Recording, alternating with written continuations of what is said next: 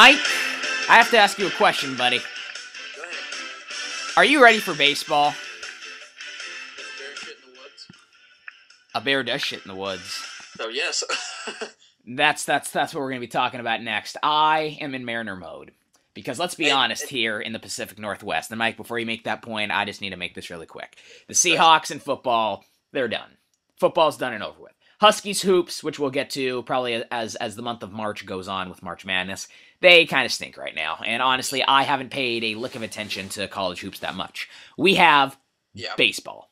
Yeah, and to tell you the truth, and with how well the Seahawks did, both the Sounders and the Mariners are. I know both the Sounders and the Mariners are going to do very well to follow them.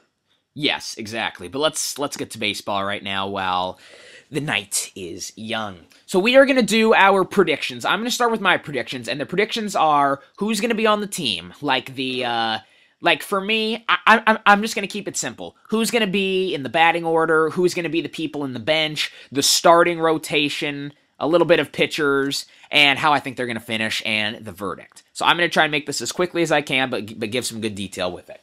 So, the batting lineup, kind of sort of similar to Mike's, is going to go like this, in order from number 1 to number 9. Leading off will be Dustin. Oh, wait, hang on a second. I'm sorry to interrupt you. No need to get a batting order, because I think Wedge is basically going to change it from time to time. Just give your predictions of who's going to make the outfield, starting rotations, who's going to be in the infield basically for. I see. Not lineups. I'm just saying. I see what you did there. All right, well, that works. That kind of makes it easier, to be honest with you. All right, well, let's start in the outfield then. Let's go out in left field. I'm going to call it out on a limb here. I'm going to go probably Michael Morse or Mike Morse, depending on what you want to say. I'm going to go Morse in left. That'll be pretty interesting right there. Center field has to be Goody. If Goody stays healthy, he will play center field all year round. And then he may at times flip-flop with this guy in right field, Michael Saunders. So there's your outfield for you. That's a pretty Gold Glove style defense right there in the outfield. Third baseman. Got to give this one to Kyle Seager. There's not a doubt in my mind Kyle Seager is going to be third base. If we're talking shortstop, unless Nick Franklin comes out of nowhere, got to give it to the Gold Glover, Brendan Ryan. This guy is not going to hit. Even though he hit his first home run in spring training, I was very impressed. Actually, I got to stop you on that. I actually do think Brendan Ryan's actually going to hit this year, because both him and Ackley had those surgeries on their ankles, and I think that actually might help him a little bit. And thanks for the transition. That brings me to the next one. Dustin Ackley, second base. I don't see who else can play it. First baseman. Man, I said it earlier, but I am changing my prediction. I thought Justin Smoke wasn't going to make this team. I know spring training has just started. No, dude, I honestly thought Smoke wasn't going to make this team. But so far from what I've seen, spring training, and look, I know it's early in spring training. I think Smoke's going to be here. Wedge likes Smoke. He's going to be here. You got catcher. You got to give this one to Jesus Montero unless Mike Zunino, like Franklin, comes out of nowhere. But I think Jesus will do okay, but we'll see. So that's who I think your opening day stuff is going to look like. If we're talking about pitching, the pitching rotation I feel is going to be, no doubt in my mind, King Felix Hernandez. Number 2, Joe Saunders, who basically flip-flopped for Jason Vargas. Basically. Yeah, number 3, you got Hisashi Iwakuma, who I think is going to be the surprise Mariner pitcher this year. I think Hisashi was a surprise last year as well. Well, yeah, but he didn't really start off with as a starter where he did as a reliever. But he'll be the surprise starting pitcher. Number 4 is Blake Bevan.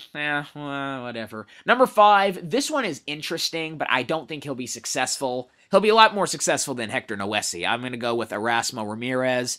So there's that. Overall, though, for this Mariners team, I think, I think they are just one more year away. They are one more year away. They're going to go 85 and 77. So they're going to flip-flop from last year. Last year they did 77 and 85. They're going to finish in third place. I think it's going to go Angels, Rangers, Mariners. I think the Athletics are going to crumble. and we all know how Houston's going to do. 85-77, that's my prediction. It is going to be a fun year for this Mariners, just watching them play, watching them do good. Mike, the rest of the time is up to you. Okay, well, basically, like you were saying, all the guys that you just said for starting-wise, for basically scratching the pitching rotation is good. That's who I have it. My bench players, I actually have Robert Andino making the team. I actually do. I because I actually was skeptical about him, but he's actually changed my mind just because of the way he's playing. And then, of course, you're going to have Raul Ibanez, who last year, as everybody knows, became Mr. October, hitting those home runs. Yep. And also I'm going to interrupt you for a second. I actually didn't mention the bench players because I knew you would say Andino and Ibanez, and that's exactly who I have, too. Okay, and of course, Casper Wells. I know Casper Wells is going to make this team. Yep, same here. And another thing is Casper Wells. He's a fan favorite. A lot of people love Casper Wells. Yep. He's a great young kid. There you go. And you actually forgot to in the pitching rotation. You got both me and him have the same. I actually do. If Erasmo Ramirez or Noesi does not do well, and if this actually does happen, a non-roster invitee, John Garland, is going to make the starting rotation. Oh. I actually think that. Wow. And then for the bullpen, we have Todd Wilhelmsen as our closer. Yep. And then I'm going to say either Carter Capps or Stephen Pryor are going to be our setup guys. We're going to have Oliver Perez. Josh Lukey, and then our big inning eater. I actually had Charlie Furbush because he actually began his career with us as a starting pitcher, and he can eat up those innings if we need it. If we need him. I have Furbush as the inning eater, and I have Pryor as the setup man. Okay. I'm actually going to go above of what Alex said. I know he said we have one more year to go, but I just can't do it because this is just me as a fan, and I know, and I have so much confidence. I have the Mariners going at 91-71, winning the AL wild card, and this is a fan's saying, and I think we might even surprise being the World Series champions. I'm gonna just say that because you never know, because the last two World Series champions have been wild card champions. Yes, very true. And then they're gonna be second in the AL West. They're gonna be second in the AL West to, I'm gonna say, the Rangers. No Angels, huh? No, I think the Angels are gonna crumble because they have too many power hitters on their team. And to tell you the truth, power does not win you a game. They don't win you a title. They don't. It's sort of like that saying in football: defense wins championships. Yeah. Not the offense, but the defense. Exactly. And then I'm actually going to say, in the wild card game, I'm going to say the Mariners beat either the White Sox or the Red Sox or the Athletics when they play them in the one game wild card. Wow.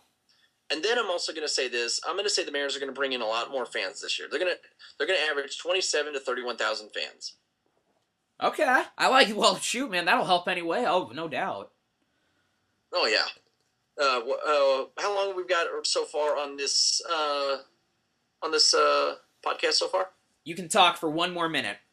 One more minute? Okay, so the next segment of the podcast, we're actually going to do a Q&A from people that actually came up to Alex and asked some questions to be asked on the air, and they will remain anonymous. Yes, they will. I was at school today, and I said, hey, me and my buddy Mike are going to do a little podcast segment, and I feel every good show has a question and answer, so every question that I will ask will remain anonymous by the people who asked it, but we'll try and answer all 15. If we do not have enough time, they will be left for the others podcast coming up Thursday. And with that being said, question and answer time, baby.